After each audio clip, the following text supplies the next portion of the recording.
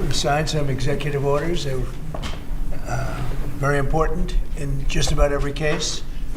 And it will go through the first one, please. Do you want to? Yeah, Mr. President, this is an executive order on crypto. We're going to be, oh, sorry, we're doing that first. Sorry, Mr. President, this is an executive order on AI. We're basically announcing the administration's policy to make America the world capital in artificial intelligence and to dominate and to lead the world in AI.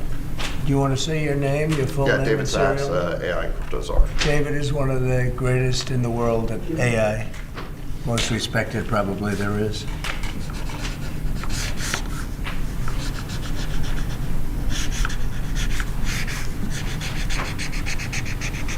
So that should take us to the forefront, right? Absolutely. We got to win. Okay. Thank you. And this, David, is? Yeah, this is the crypto EO. We're going to be forming an internal working group to make America the world capital in crypto under your leadership. Which is really going up, right? Absolutely.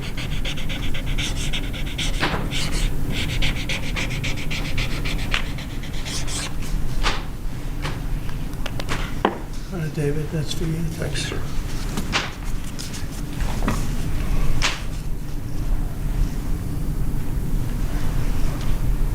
Do you find them exciting? They might not be exciting, but we're going to make a lot of money for the country. Thank you, sir. And so is David. You have to check him out. There's nobody like this guy. They said, how did you get David Sachs? How did you do that? And he's doing it for the country more than anything else. So we appreciate it, David. Thank you very sir. much. This is an executive order establishing a presidential commission, an advisory commission on science and technology. Good.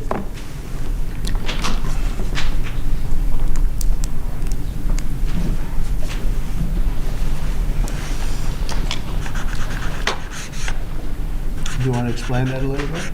The basic idea is to get together top people from government, the private sector, technology industry, as well as educational institutions, to make sure that America maintains its leadership position with respect to science and technology development in the years ahead. Good. That's great. Next, sir, we have a presidential memorandum encouraging departments and agencies in your government, including the Department of the Interior, to promote federal recognition of the Lumbee tribe of North Carolina. I love the Lumbee tribe. So this is the first big step, right? This would be a huge step for them, sir. Yeah, they were with me all the way. They were great. North Carolina, Lumbee tribe.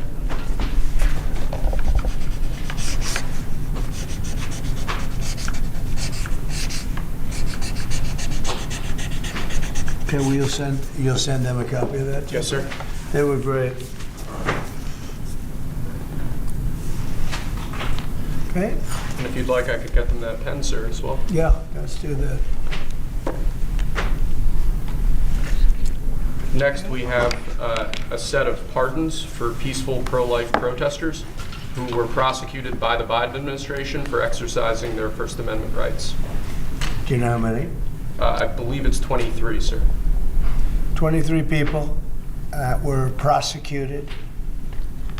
They should not have been prosecuted. Many of them are elderly people. They should not have been prosecuted. This is a great honor to sign this.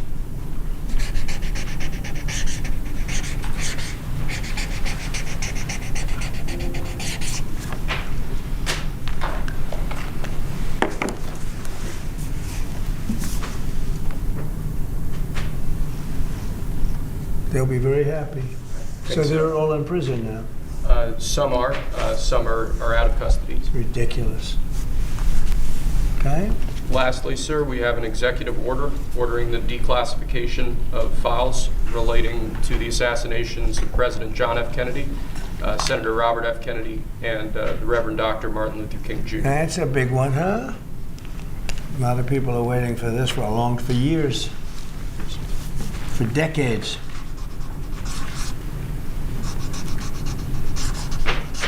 And everything will be revealed. Okay. Give that to RFK Jr. Yes, sir. Okay.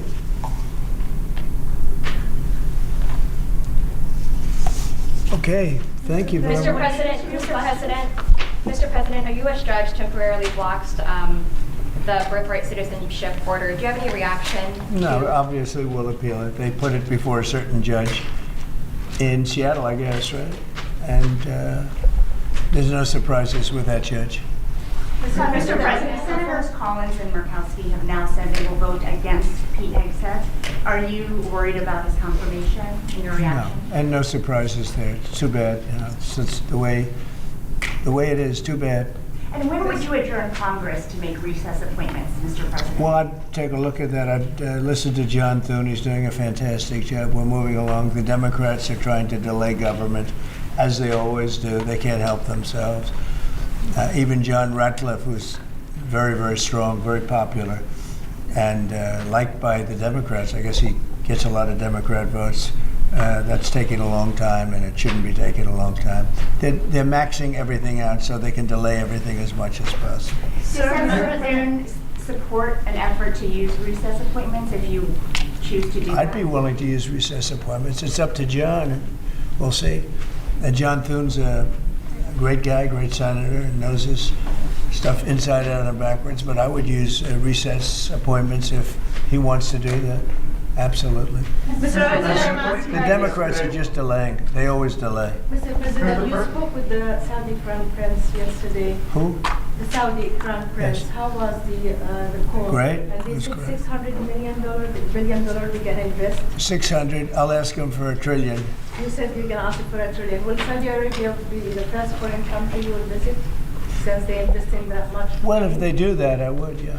I would be glad to do that. I did it, as you know, 4 years ago. We did $450 billion, meaning the money all goes to American companies, and they purchase jets and they purchase computers and everything else. And we did $450 billion, and I guess we're at 650.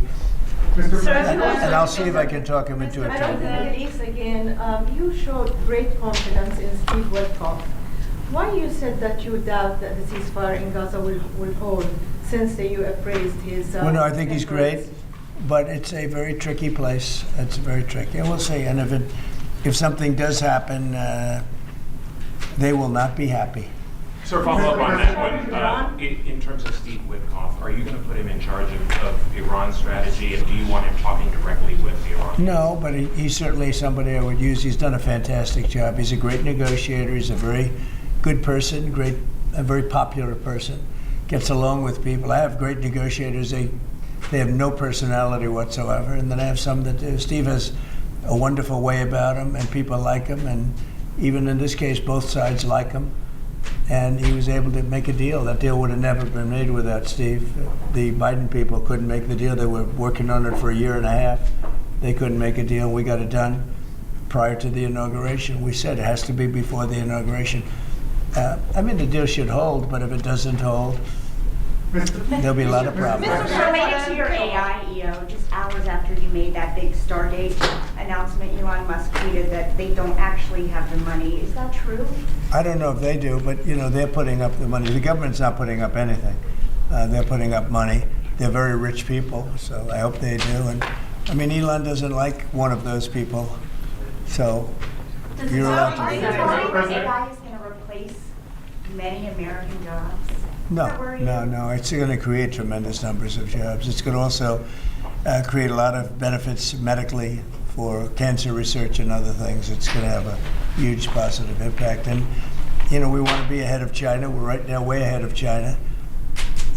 David Sachs is one of the all-time experts. You know, that people are amazed that you just met him. I don't know if he's still here. There he is. But one of the most respected people in that world. It's a whole different world.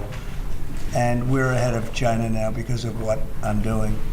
And I think it's going to be very successful. Mr. President, please, you just asked the Davos Forum again that NATO countries should spend 5% of GDP on defense. Yeah. The United States don't spend 5%. Well, Do you think I it don't should think also so. apply to the United States? We're protecting them, you know.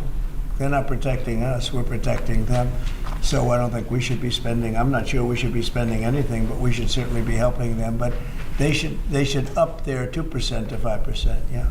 Mr. President, you said earlier during your speech at Davos that you would like to see interest rates come down. How Yeah. much would you like to see them come down? A And lot. will you talk I'd to like to see Powell? them come down a lot, and oil prices will come down. And when oil prices come down, everything's going to be cheaper for the American people and actually for the world, but for the American people. So I'd like to see oil prices come down. And when the energy comes down, that's going to knock out a lot of the inflation. That's going to automatically bring the interest rates down. Are you worried that there's too much going on at You said once? that you would demand. Are you worried that there's too much going on at once if you're trying to bring interest rates down and get the economy back going? It just works that way. I mean, it's just economically works that way. When the oil comes down, it'll bring down prices, then you won't have inflation, and then the interest rates will come down. You and that's said all. that you would demand that the interest rates come down. Well, I would put Do you in, expect I the would put Fed- in a strong statement.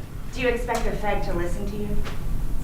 Yeah, Are you going to talk to Powell about this and bringing the rates down? at the right time I would. Sir, do you have any of the people you pardoned that were participated in the January 6, 2021 event? Do you plan to meet with any of them or meet with them at the White House? I don't know. I'm sure that they probably would like to. I did them something important, but what they did is they were protesting a crooked election. And, you know, I mean, people understand that also, and they were treated very badly. Nobody's been treated like that.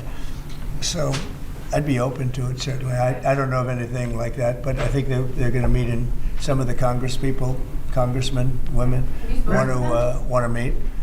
But I'd certainly be open to Have you it. spoken to them since you issued pardons? I haven't spoken to any of them yet, but I know they're very happy. I gave them their life back. Their life was taken away from them unnecessarily and unfairly. I gave them their life back, so I can imagine they probably would like to. Mr. President, what did you mean when you said that Biden took bad advice and not pardoning himself yesterday? Well, he did. I think he did, because he pardoned all these people that are crooked as hell. Look, the congressmen, they're crooked. What they did is they destroyed evidence. When you destroy evidence, especially criminally like that, they did it criminally. And the reason they destroyed the evidence is because it proved that I was right. They didn't destroy evidence for no reason. They destroyed it because they found many documents saying that I offered 10,000 soldiers. If they had 500 soldiers or National Guard, there would have been no problem. If they had 200, that would have been. I offered 10,000 if they needed them. There would have been no problem. That's been now totally disproven. And it's also been disproven by Nancy Pelosi's daughter, who has her on tape saying it was her fault, that she has full responsibility for this. And they have all that stuff. They destroyed everything. And they go through a year and a half, 2 years of nonsense. They come up with tremendous evidence, and they destroyed evidence. And Schiff knew about it. That's why he's on there. He knew all about the destruction of evidence. A lot of people said he's the one that got him to do it. And he's a crooked guy, totally crooked politician. And so he's pardoned, and some other people are pardoned. And these are crooked politicians, every one of them. Benny Johnson, what he did is incredible. I mean, he was the leader of the committee, and he did it. Cheney, crying Adam Kinzinger, all of them. They destroyed evidence and deleted everything. There's nothing. There's no evidence now. They're crooked politicians, and they should be punished. That's even in a civil trial, you go to jail for a thing like that. They destroyed every document, from what I understand, every document, because it proved that I was totally innocent. Do you plan to send up to 10,000 troops to the southern border? sir? Yeah. Oh, southern border? Yes. When the you say border. southern border, when I said 10,000 troops, I was referring to the capital. Oh, I see. And No, when you do got it plan- wrong. when I do was you referring to plan- the when do you capital. plan to I do offered that? 10,000 troops for the capital before January 6th. And as for the 1,500 at the southern border, sir, to clarify, what exactly do you want them to be doing right now? Making sure that the border is safe and secure, and that criminals don't come into our country. Mr. President, do you think that sanctions on Russia will force President Putin to negotiate? I don't know, but I think he should make a deal. Mr. Sir, President, does it bother you that Elon Musk criticized a deal that you made publicly, that he said that he tweeted that? No, it doesn't. He hates one of the people in the deal. so- Have you spoken to him since then? No, I've spoken to Elon, but I've about spoken that. to all of them, actually. No, the people in the deal are very, very smart people. But Elon, one of the people he happens to hate, but I have certain hatreds of people too. Sir, You know?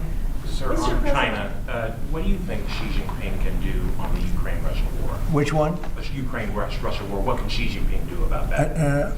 China? Yeah. They have a lot of power over Russia. They supply energy to Russia.